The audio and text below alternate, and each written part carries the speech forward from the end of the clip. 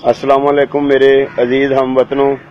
जेड़े भी कोई भैन भाई धियां पुत्र भाई बजुर्ग शुगर दे मर्ज च मुबतला ने और इंसुलिन ला ला के ते अपना सत्यानाश कर रहे ने। इस इंसुलिन तो जान छुड़ाउण वास्ते ये निम दियां नमोलियां ने, नमोलियां जिन्हां नूं कहंदे ने ये ओ ने। इन्हां दा इस्तेमाल इवें करना जदों खुश्क हो जाण छां ते इन्हां नूं सुकाउणा। जो खुश्क हो जाण इन्हां दे विचों जिवें चलगोजे दे विचों गिरी निकलदी इस तरह गिरी निकलेगी इहदे विचों।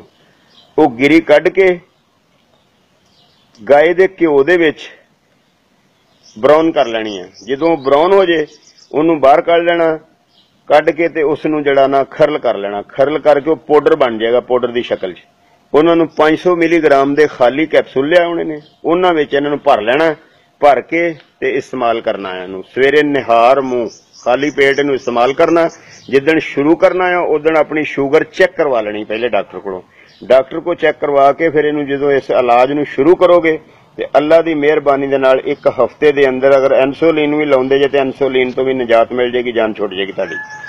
अल्लाह ताला मेहरबानी करेगा। या हय्यू या कय्यूम, या हय्यू या कय्यूम।